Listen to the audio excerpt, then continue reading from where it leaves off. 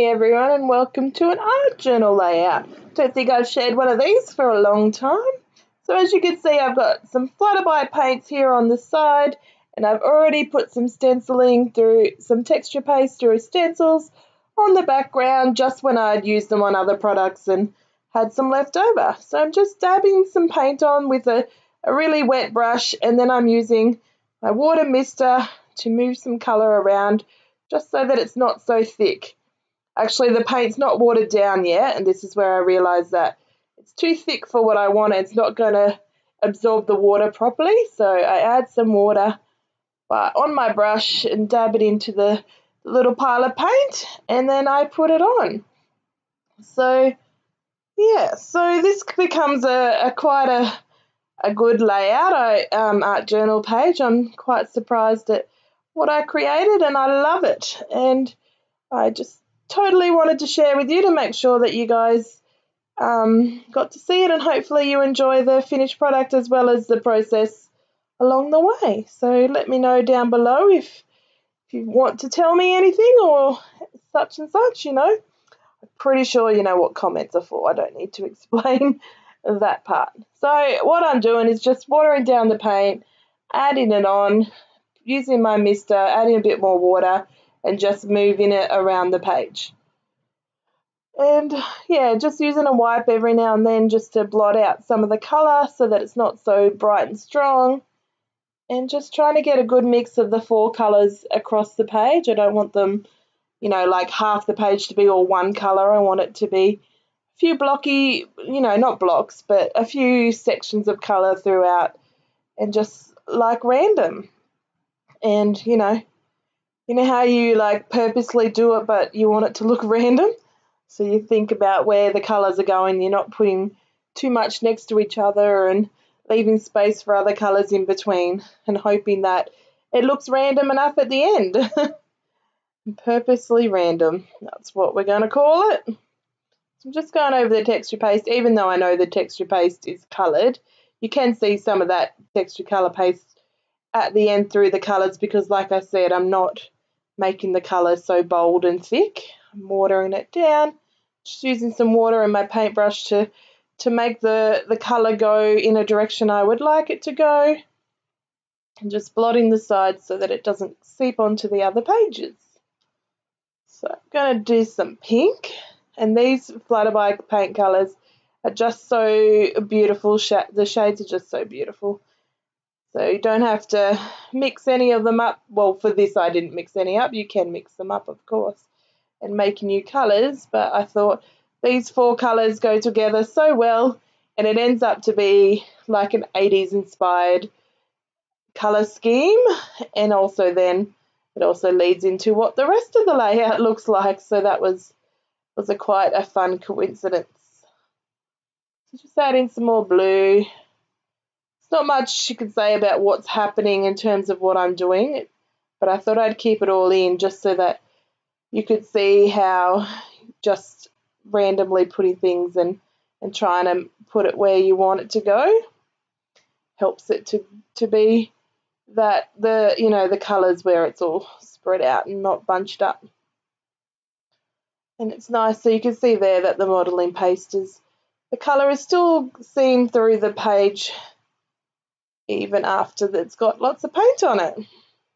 I've just got my art mat down, so it's very easy to use a wipe and just wipe it all off. And I realised that as I was painting, that I wanted some of these hearts on the left side, so I got out just some plain texture paste and put it through the Flutterby stencil, just so that there was a bit of hearts on both sides. The way to make things look like they go together is to add some things that are the same, even though these hearts go in a different angle than the other ones, but well. So just using some shimmer spray just to add some more pink and some shine, and to hide in the starkness of that white.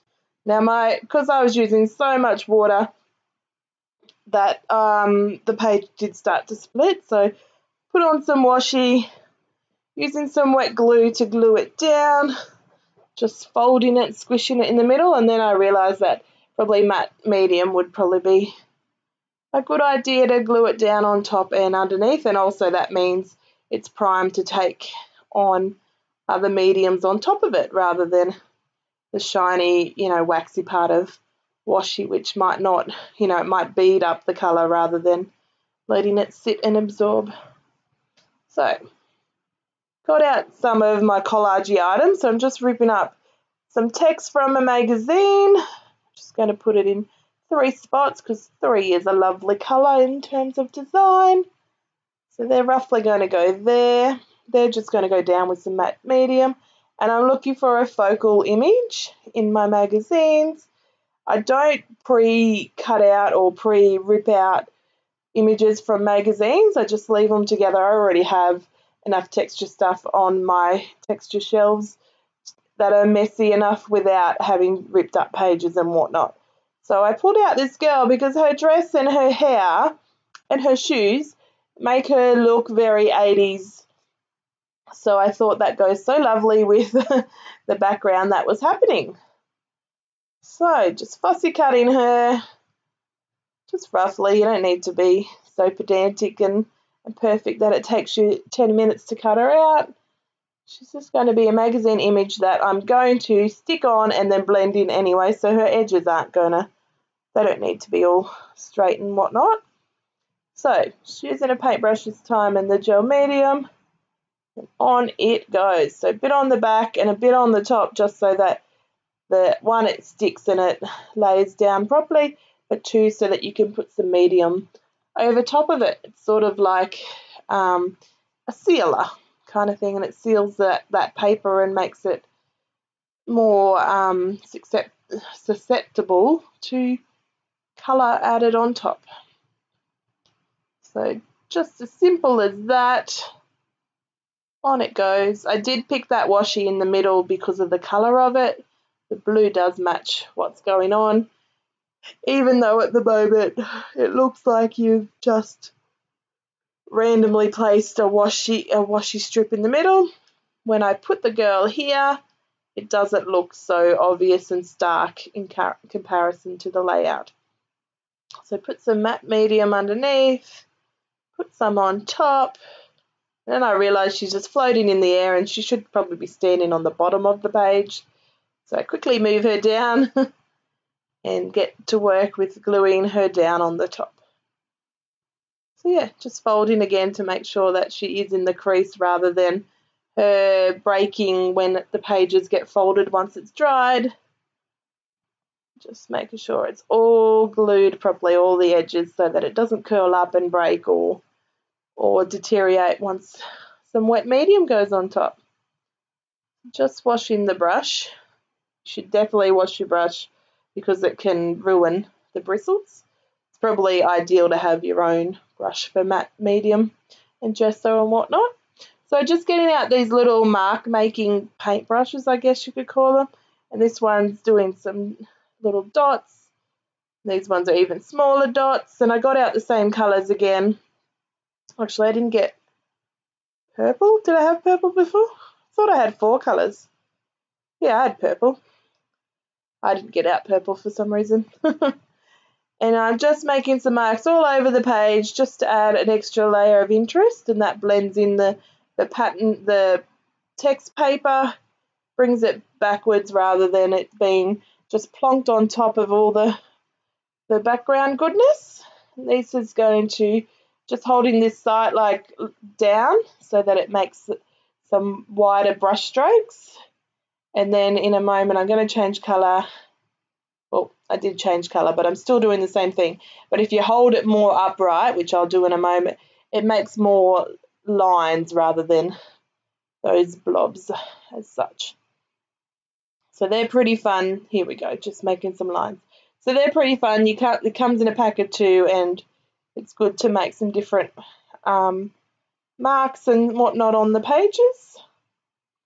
And that's pretty much what we're having to play with here, and I'm just doing it here, there and everywhere. If I've started a cluster of it, then I add a few different techniques of it so that it's not just one little stroke. And so down here there's some dots, and then I add some more dots in a different colour, and I add some lines, and yeah, just varying what's happening in each section of the page. So there we go. Just having a play, and sometimes I even use it to make some love hearts in a couple of sections, just so that it goes in with the modelling paste, the stencil, but also so that it, because the fun thing about making an art journal page or a scrapbooking page with media is that you have a different textures and techniques, and you know, you might have the same as in terms of hearts, but you have texture hearts, and then you have paint hearts, and you have pen hearts. Like, it all looks different, but it all comes together. So just getting out some paint markers, some that I haven't even used before. This lovely pink, doing some hearts, as I said before, doing some ink splatters, just pretty much getting more colour and more interest onto the page as much as I can. And if you noticed, the texture paste is still a bit wet. I just do not have time or patience to wait. I think if I waited too long for it, I wouldn't come back to it, especially if I had to walk away from my desk. It's probably okay if I did it and then did another project, but sometimes I'm just not in the mood for that either. So just using a marker. This is sort of like a Copic marker, but I got it from Aldi. Just making some dashes, sort of like sprinkles, and that's just a fun, and some hearts here. Just a fun little bold detail. I've only done it in 2 spots so that it didn't overwhelm.